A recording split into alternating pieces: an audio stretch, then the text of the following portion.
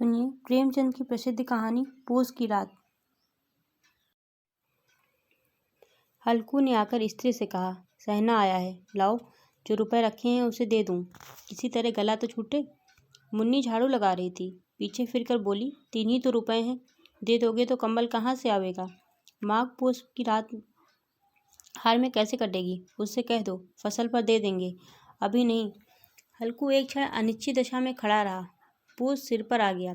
कंबल के बिना हार में रात को किसी तरह नहीं जा सकता, मगर सहना मानेगा नहीं, घुड़कियां जमावेगा, गालियां देगा, बला से जाड़ों में मरेंगे। बला तो सिर से टल जाएगी। यह सोचता हुआ वह अपना भारी भरकम डील लिए हुए, जो उसके नाम को झूठ सिद्ध करता था, स्त्री के समीप आ गया और खुशामद करके बोला, ला दे दे, गला तो छूटे, कंबल के लिए कोई दूसरा उपाय सोचूंगा।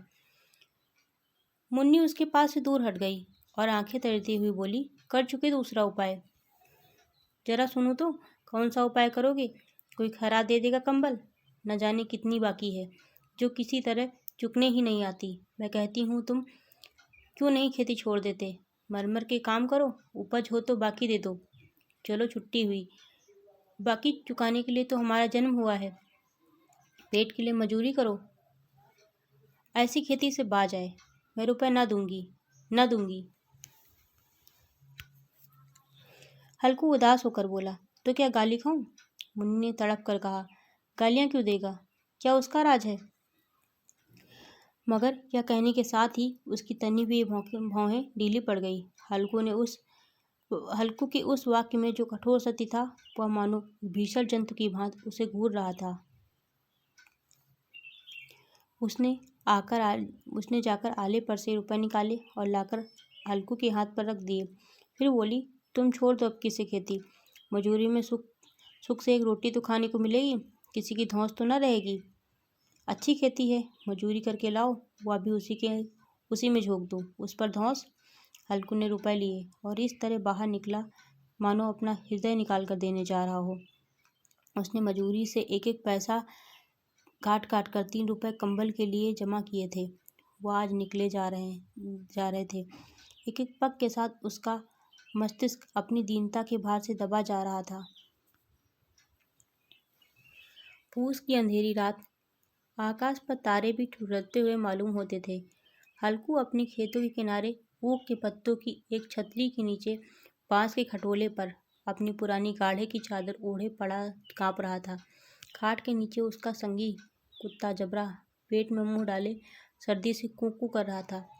दो में से एक को भी नींद न थी। हल्कू ने घुटनियों को गर्दन में चिपकाए हुए कहा, क्यों जबरा, जाड़ा लगता है। कहता तो था घर में पुआल पर लेट रहे, तो यहाँ क्या लेने आए थे। अब खाओ ठंड, मैं क्या करूँ। जानते थे मैं यहाँ हलवा पूड़ी खाने आ रहा हूँ, दौड़े दौड़े आए, आगे आगे चले आए, अब रो नानी के नाम को। जबरा ने पड़े पड़े दुम हिलाई और अपनी कूकू को दीर्घ बनाता हुआ एक बार जम्हाई लेकर चुप हो गया। उसकी श्वान बुद्धि ने शायद ताड़ लिया, स्वामी को मेरी कूकू से नींद नहीं आ रही है। हल्कू ने हाथ निकालकर जबरा की ठंडी पीठ को सहलाते हुए कहा, कल से मत आना मेरे साथ, नहीं तो ठंडे हो जाओगे। क्या राण पछुआ न जाने कहाँ से बर्फ लिए आ रही है। उठूं फिर एक चिलम भरूं, किसी तरह रात तो कटे। 8 चिलम तो पी चुका। यह खेती का मजा है। और एक एक भगवान ऐसे पड़े हैं जिनके पास जाड़ा जाए तो गर्मी से घबरा कर भागे। मोटे मोटे गद्दे, लिहाफ, कंबल, मजाल है जाड़े का गुजर हो जाए। तकदीर की खूबी, मजूरी हम करें, मजा दूसरे लूटें। हल्कू उठा, गड्ढे में से जरा सी आग निकालकर चिलम भरी। जबरा भी उठ बैठा। हल्कू ने चिलम पीते हुए कहा, पिएगा चिलम, जाड़ा तो क्या जाता है, जरा मन बदल जाता है। जबरा ने उसके मुंह की ओर प्रेम से छलकती हुई आंखों से देखा। हल्कू, आ जाओ जाड़ा खा ले, कल से मैं यहाँ पुआल बिछा दूंगा, उसी में घुसकर बैठना, तब जाड़ा ना लगेगा। जबरा ने अपने पंजे अपनी घुटनियों पर रख दिए और उसके मुंह के पास अपना मुंह ले गया। हल्कू को उसकी गर्म सांस लगी। चिलम पीकर हल्कू फिर लेटा और निश्चय करके लेटा कि चाहे कुछ भी हो अब की सो जाऊंगा। फिर एक ही क्षण में उसके हृदय में कंपन होने लगा। फिर इस करवट लेटता तो कभी उस करवट पर जाड़ा किसी पिशाच की भांति उसकी छाती को दबाए हुए था। जब किसी तरह न रहा गया तो उसने जबरा को धीरे से उठाया और उसके सिर को थपथपाकर उसे अपनी गोद में सुला लिया। कुत्ते की देह से जाने कैसी दुर्गंध आ रही थी, पर वह उसे अपनी गोद में चिपटाए हुए ऐसे सुख का अनुभव कर रहा था कि मानो महीनों से उसे ना मिला था। जबरा शायद यह समझ रहा था कि यही स्वर्ग यही है, और हल्कू की पवित्र आत्मा में तो उस कुत्ते के प्रति घृणा की गंध तक न थी। अपने किसी अभिन्न मित्र या भाई को भी वह इतनी ही तत्परता से गले लगाता। वह अपनी दीनता से आहत न था जिसने आज उसे इस दशा में पहुंचा दिया। नहीं, इस अनोखी मैत्री ने जैसे उसकी आत्मा के सब द्वार खोल दिए थे और उनका एक एक क्षण अरूप प्रकाश से चमक रहा था। सहसा जबरा ने किसी जानवर की आहट पाई। इस विशेष आत्मीयता ने उसमें एक नई स्फूर्ति पैदा कर दी थी, जो हवा के ठंडे झोंकों को तुच्छ समझती थी।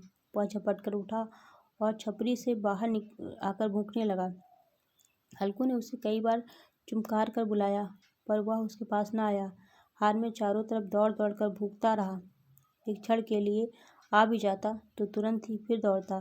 कर्तव्य उसके हृदय में अरमान की भांति ही उछल रहा था। 1 घंटा और गुजर गया। रात ने शीत को हवा से धधकना शुरू किया। हल्कू उठ बैठा और दोनों घुटनों को छाती से मिलाकर सिर को उसमें छुपा लिया। फिर भी ठंड कम न हुई। ऐसा जान पड़ता था सारा रक्त जम गया है, धमनियों में रक्त की तरह हिम बह रहा है। उसने झुककर आकाश की ओर देखा। अभी कितनी रात बाकी है। सप्तऋषि अभी आकाश में आधे भी नहीं चढ़े। ऊपर आ जाएंगे तब कहीं सवेरा होगा। अभी पैर से ऊपर रात है। हल्कू के खेत से कोई एक गोली के टप्पे पर आमों का एक बाग था। पतझड़ शुरू हो गई थी। बाग में पत्तियों का ढेर लगा हुआ था। हल्कू ने सोचा, चलकर पत्तियां बटोरूं और उन्हें जलाकर खूब तापूं। रात को कोई मुझे पत्तियां बटोरते देख तो समझे कोई भूत है। कौन जाने कोई जानवर ही छिपा बैठा हो। मगर अब तो बैठे रहा नहीं जाता। उसने पास के अरहर के खेत में जाकर कई पत्ते उखाड़ लिए और उनका एक झाड़ू बनाकर हाथ में सुलगता हुआ उपला लिए बगीचे की तरफ चला। जबरा ने उसे आते देखा तो पास आया और दुम हिलाने लगा। हल्कू ने कहा, अब तो नहीं रहा जाता जबरू, चलो बगीचे में पत्तियां बटोर कर तापें। ठाठे हो जाएंगे तो फिर आकर सोएंगे। अभी तो बहुत रात है। जबरा ने कूकू करके सहमति प्रकट की और आगे आगे बगीचे की ओर चला। बगीचे में खूब अंधेरा छाया हुआ था और अंधकार में निर्दय पवन पत्तियों को कुचलता हुआ चला जाता था। वृक्षों से ओस की बूंदें टप टप नीचे टपक रही थी। एकाएक एक झोंका मेहंदी के फूलों की खुशबू लिए हुए आया। हल्कू ने कहा, कैसी अच्छी खुशबू आई जबरू, तुम्हारी नाक में भी तो सुगंध आ रही है। जबरा को कहीं जमीन पर एक हड्डी पड़ी मिल गई थी। उसे चिचोड़ रहा था। हल्कू ने आग जमीन पर रख दी और पत्तियां बटोरने लगा। जरा देर में पत्तियों का ढेर लग गया। हाथ ठिठुरे जाते थे, नंगे पांव गले जाते थे और वह पत्तियों का पहाड़ खड़ा कर रहा था। इसी अलाव में वह ठंड को जलाकर भस्म कर देगा। थोड़ी देर में अलाव जल उठा। उसकी लौ ऊपर वाले वृक्ष की पत्तियों को छू छू कर भागने लगी। उस अस्थिर प्रकाश में बगीचे के विशाल वृक्ष ऐसे मालूम होते थे मानो उस अथाह अंधकार को अपने सिरों पर संभाले हुए हो।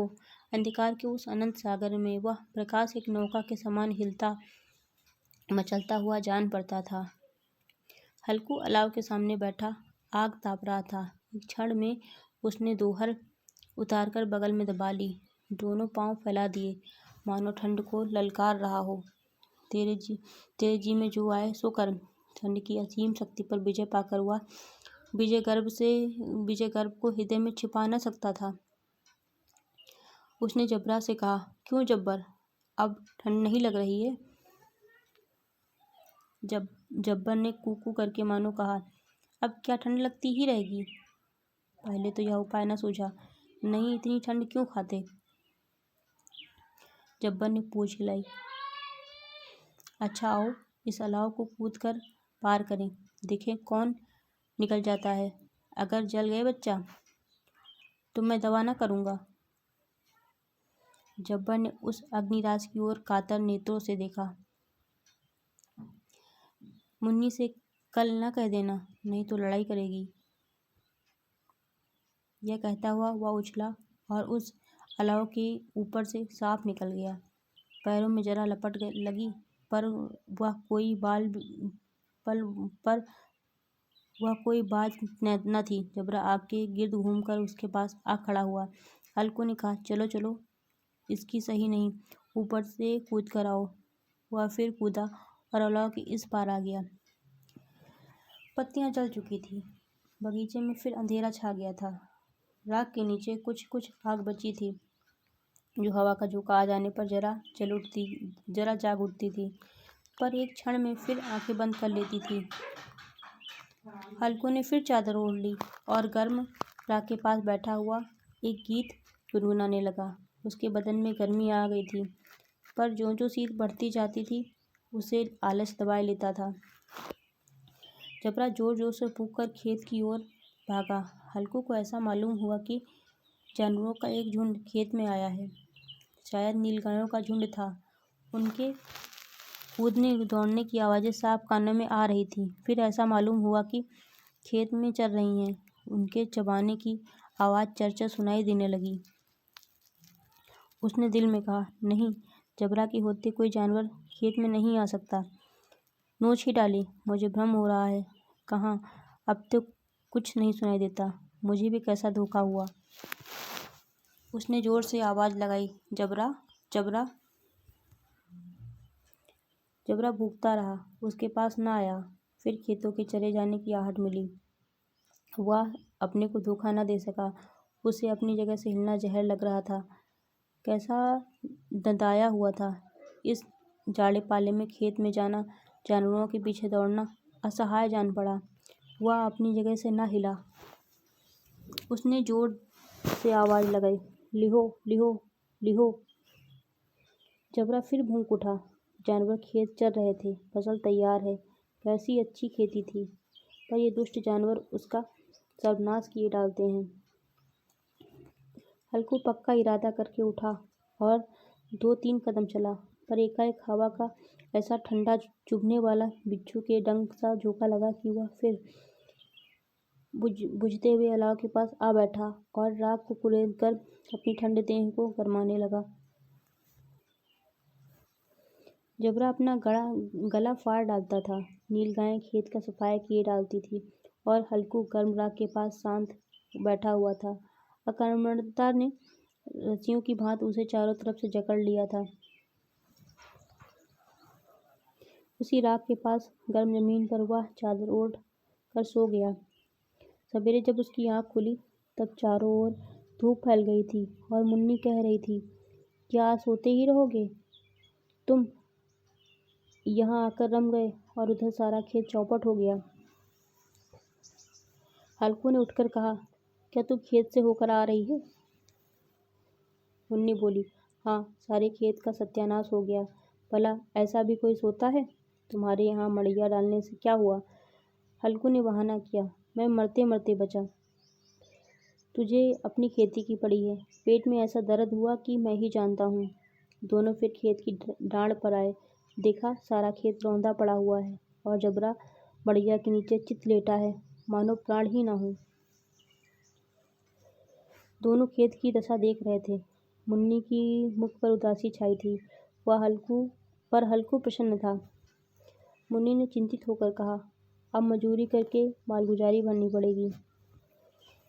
हल्कू ने प्रसन्न मुख से कहा, रात को ठंड में यहाँ सोना तो ना पड़ेगा। धन्यवाद। आपको प्रेमचंद की यह कहानी कैसी लगी? कृपया कमेंट बॉक्स में बताएं तथा चैनल को सब्सक्राइब करें।